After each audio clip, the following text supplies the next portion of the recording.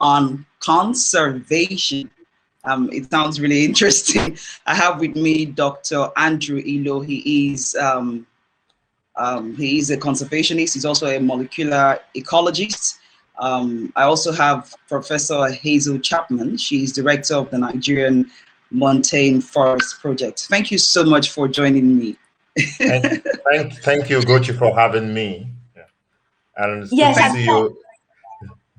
Good to see you all. So I'll start by asking you, Professor Hazel, tell us about the Galniaki Forest Reserve. I know it's an important bird area, only one of a few remaining, and is also most plant species rich montane forest in Nigeria. Take us on a trip to this beautiful landscape. Yes, well, Galniaki Forest is located on the Mambilla Plateau. And so even to get there, it's quite a trip. It's a remote area of Nigeria on the Cameroon border. And it's high up, it's about 1,600 meters in elevation. And most of the Mambilla Plateau now is heavily grazed grassland, tussock grassland. But there are a few remnants of native forest left. And Galniaki is one of these remnants. And it truly is a beautiful piece of forest. It's located right on the edge of the plateau. And it's about, the actual forest size is relatively small. There's about nearly 6 square kilometers of montane forest.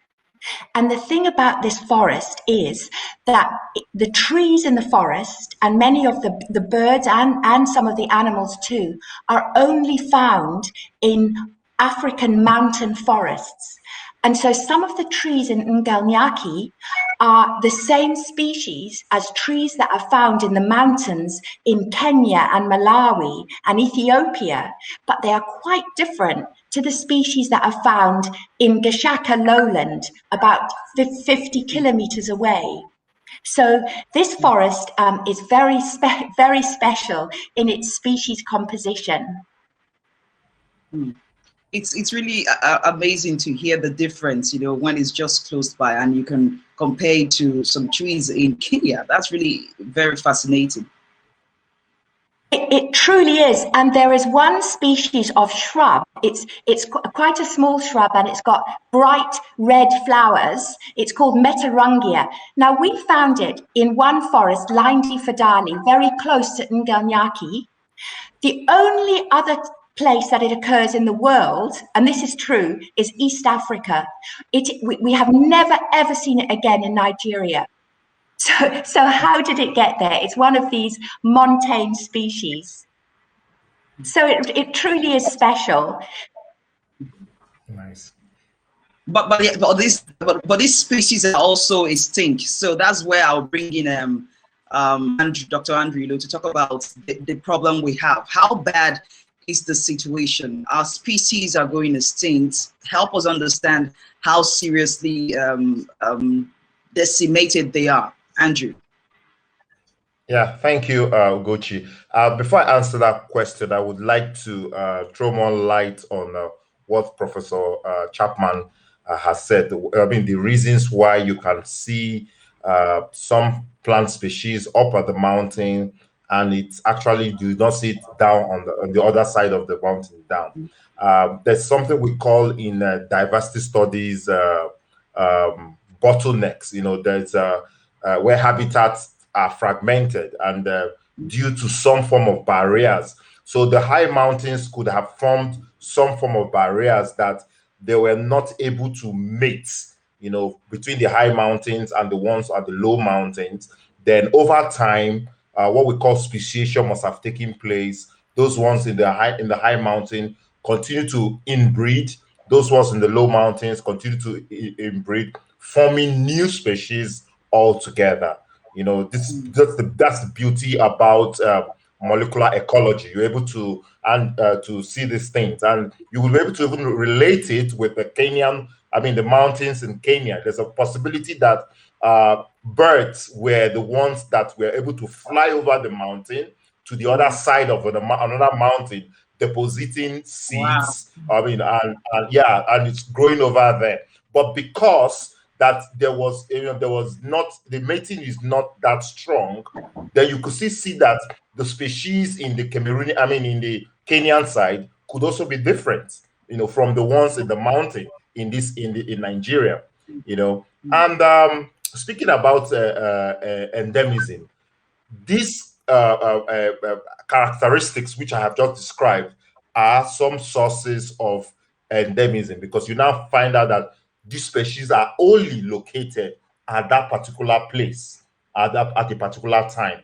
So it's very, very important that we secure those areas. And it's even because, like, coming to your question, it's becoming worse now because human factors, environmental factors to climate change, and human factors like logging, continuous grazing, high amount of agriculture. Remember, she talked about grasslands, because grasslands are there because grazing has taken over.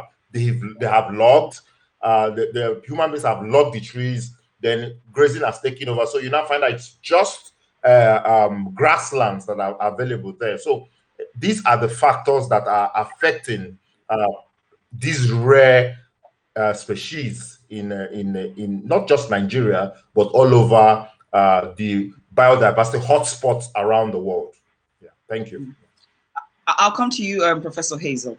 In your work over the years in Nigeria, what has been the difference you've seen in how Nigerians protect their environment or protect nature compared to New Zealand? And there are also cultural issues. There are also, issues of poverty. How do you assess their protection of nature? Well, that's a very interesting question, and in a way, they aren't you can't really compare because of the different cultures. And I would say in Africa and on Mambilla, which is very typical, I think that people's livelihoods, they depend on the environment so much in a way that in New Zealand they don't. So in New Zealand, we have large areas of land where no one lives. They're mountains, they're remote areas, they're full of wildlife and biodiversity.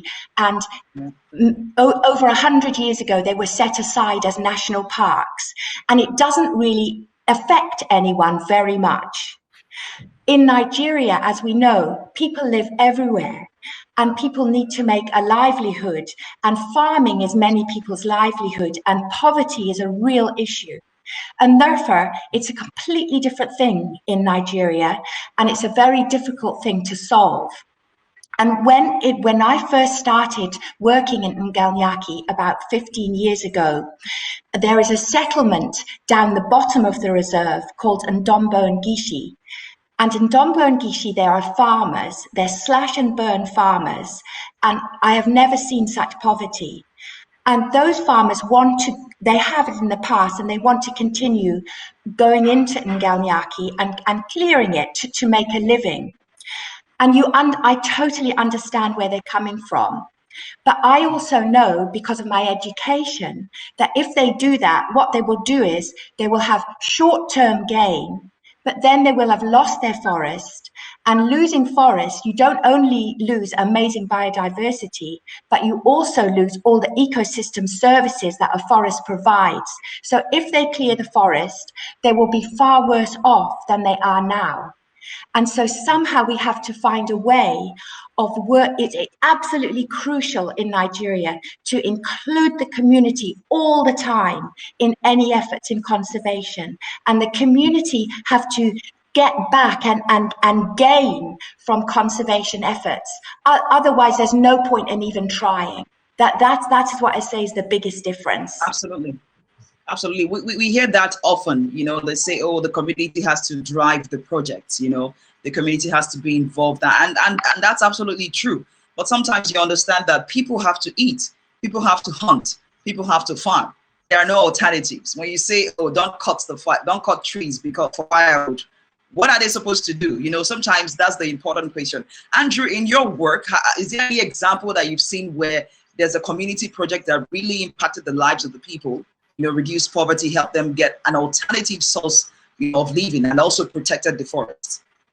Yeah, okay. Yeah, thank you very much. I totally agree with what Professor Chapman has said. That's why we advocate for sustainable community forest conservation, where the community owns the forest and uh, provide sustainable ways of managing the forest. I give an example. I have some time ago worked in Ekuri in Cross River, Ekuri forest, community forest. You know, it's a community that lives in the forest. They are by the share boundaries with the national park in Cross River. And what this community has done over more than 30 years, they have about 33,000 hectares of community forest.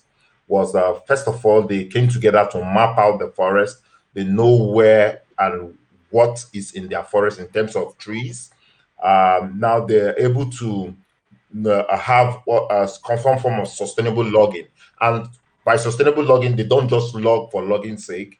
They log in, maybe they want to send one of their community members to school. A community member wants to roof his house. They go into the forest because they mapped out. They know which are the biggest logs. They they cut down the biggest logs, leaving the smaller ones to grow and replace.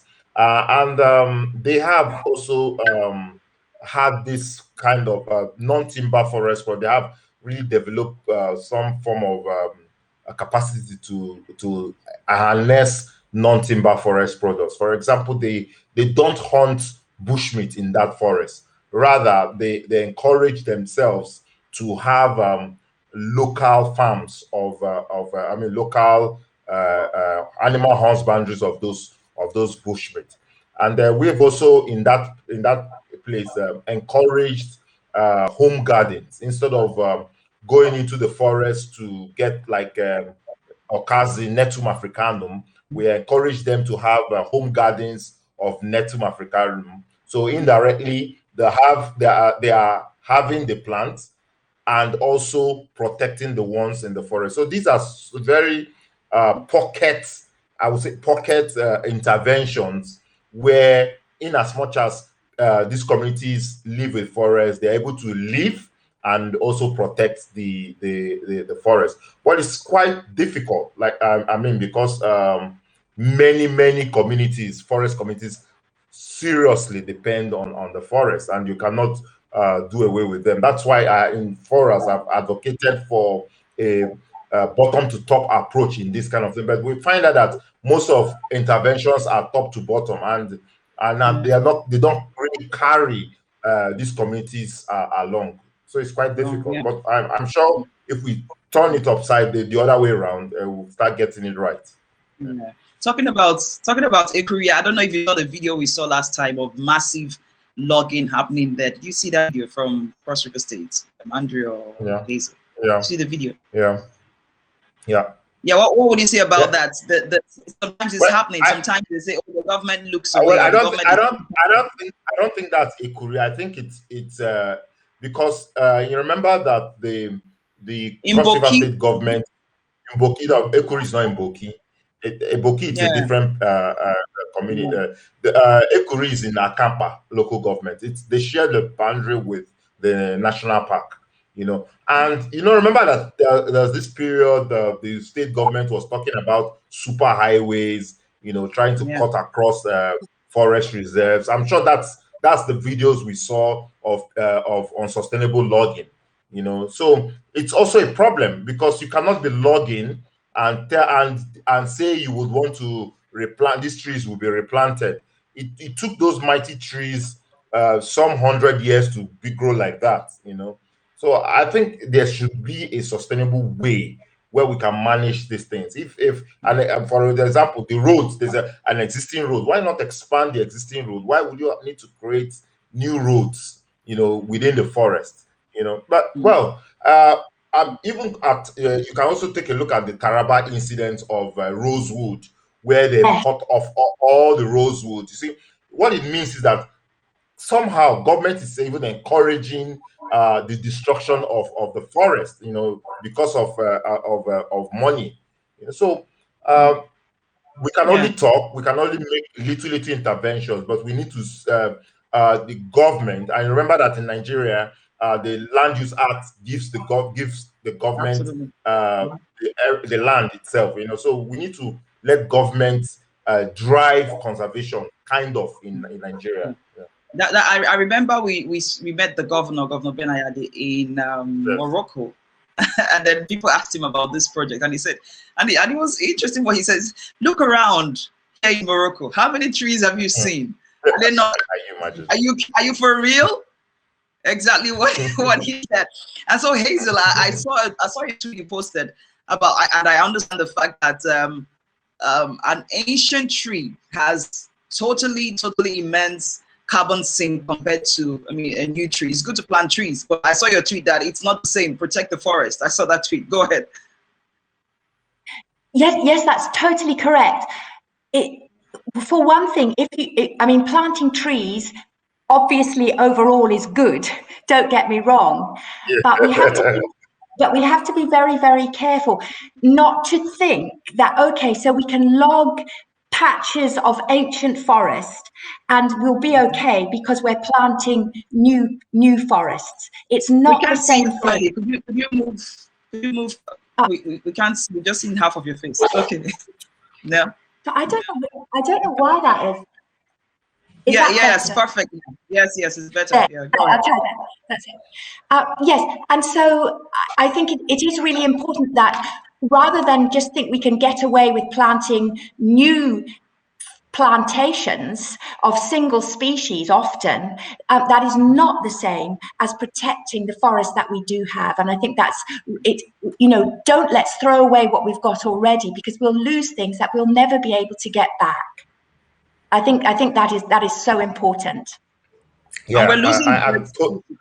Go ahead. I totally agree with you, because the notion that we will replant the forest, and when the beauty about the forest is because they are diverse. That's why we say biodiversity.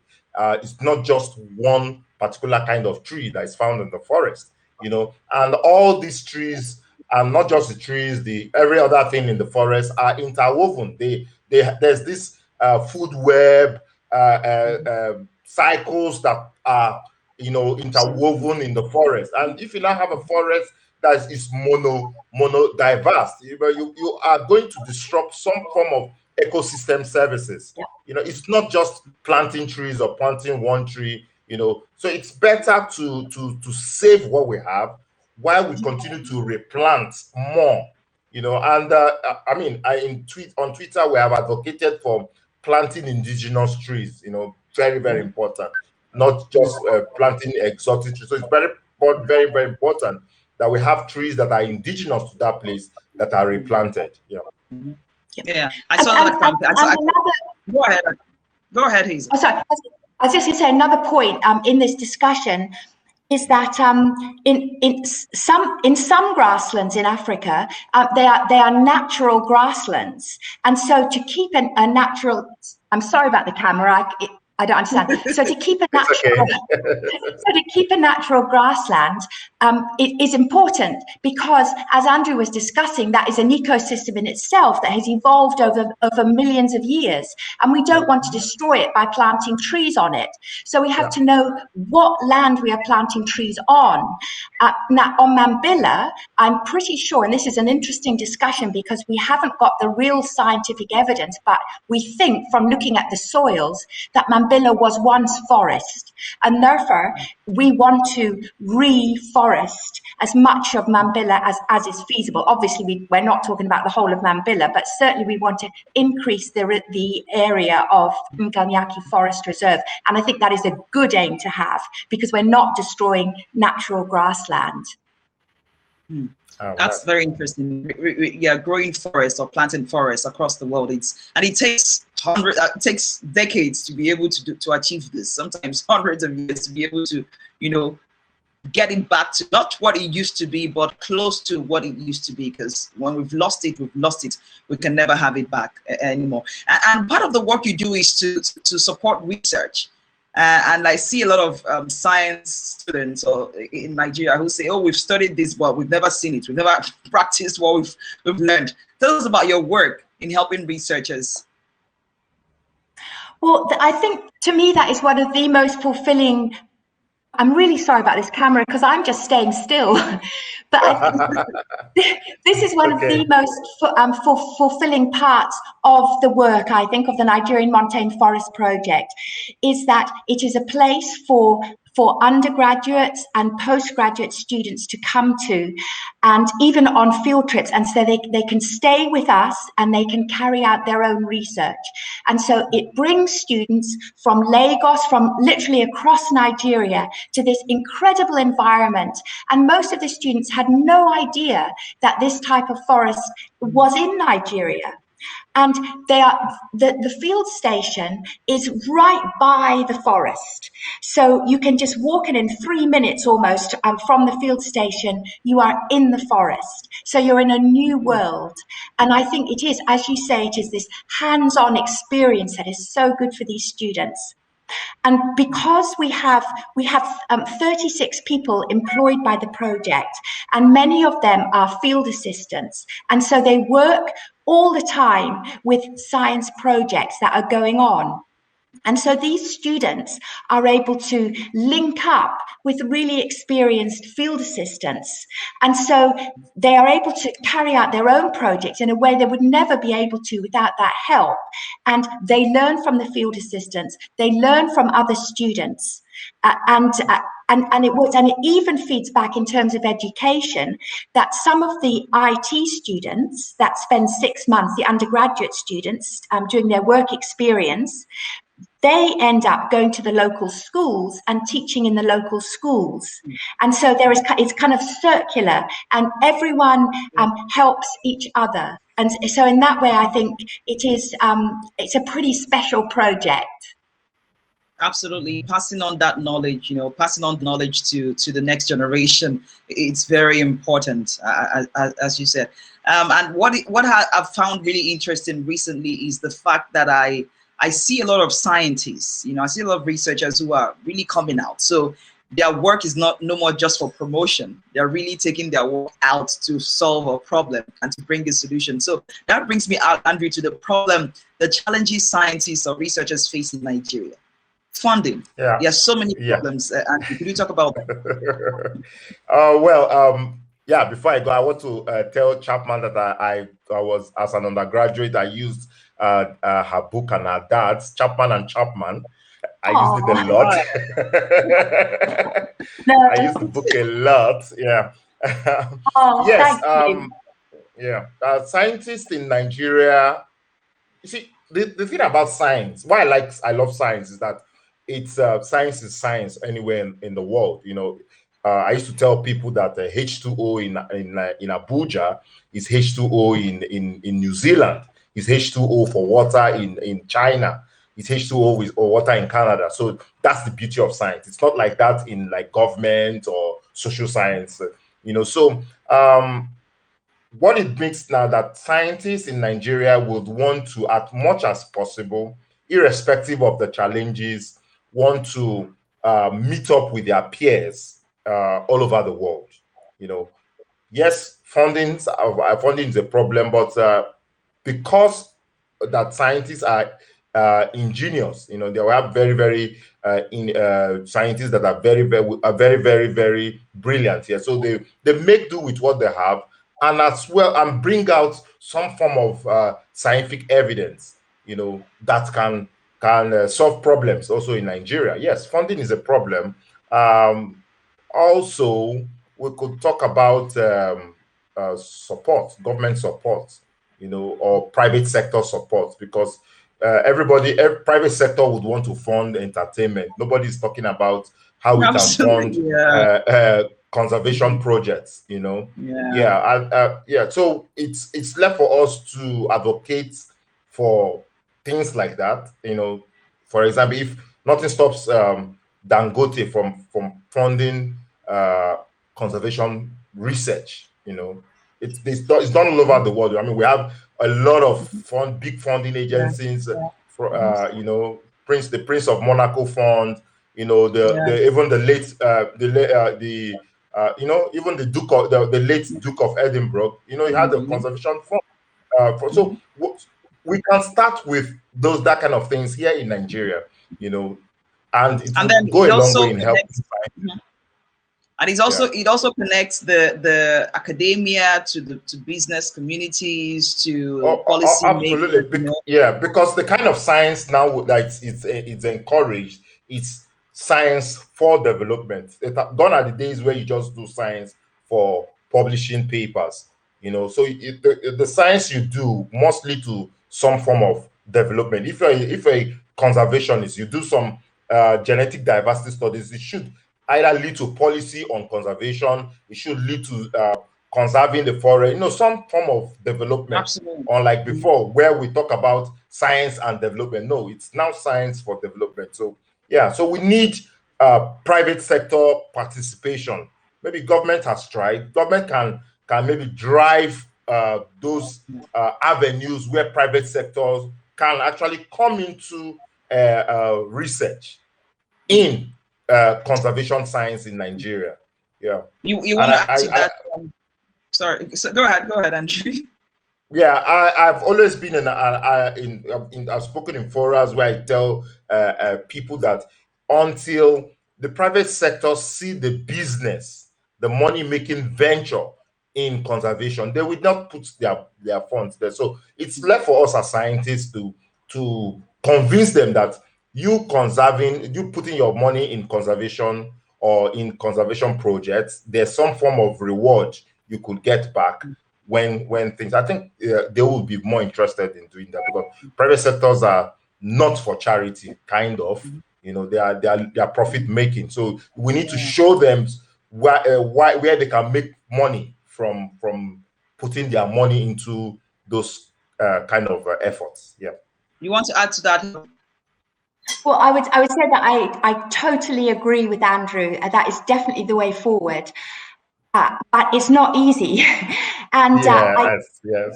At Galniaki, first I have to acknowledge that T.Y. Danjuma has really helped us in the past, and he is now helping Gashaka-Gumti National Park through African Nature Investors. And this is the model that African nature investors are building and developing to bring business into conservation. Nice. But I note that T.Y. Danjuma is doing this out of the goodness of his heart, I think, or certainly has in terms of our project.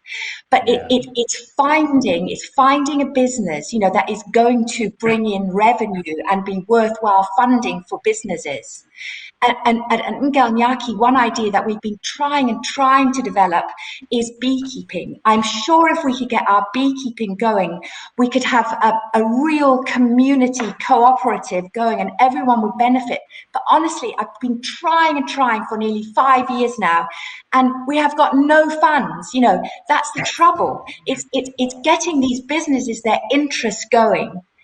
Yeah, so I totally agree with you, Andrew, and it's something that we have to work with. We have to work on, and Nigeria business has to help.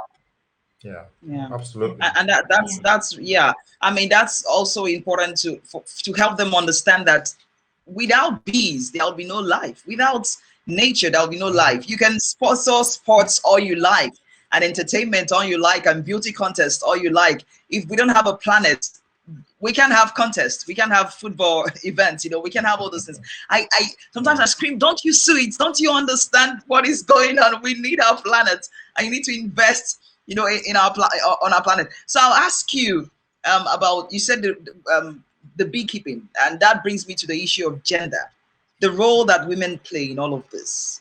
They are very vital in all of this. I'm not saying men are not, but the women play an important role. So talk about this. Yeah, okay. My friend has turned up my lights. I can't believe this. It's okay. I have the saying that women are the custodians of biodiversity. Women are in charge of the dietary needs and requirements of the family.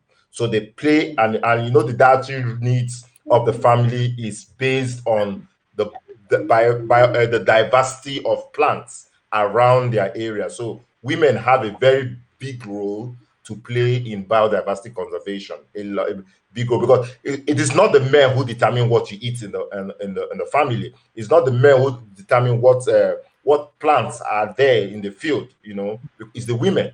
So women play an important role, but sadly, in this part of the world, women do not own land, so it's very difficult for them to start having start some form of conservation of their land. So it's for us now to shift the mentality of, okay, so for having women to own some form of land and having them to continue what they normally do, you know, as custodians of biodiversity. Yes.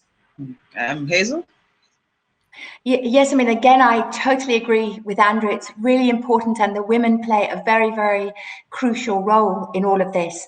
And this, in our beekeeping initiative, which we've developed our business plan and everything, and so there we've set it up so women can definitely be involved in all parts of beekeeping.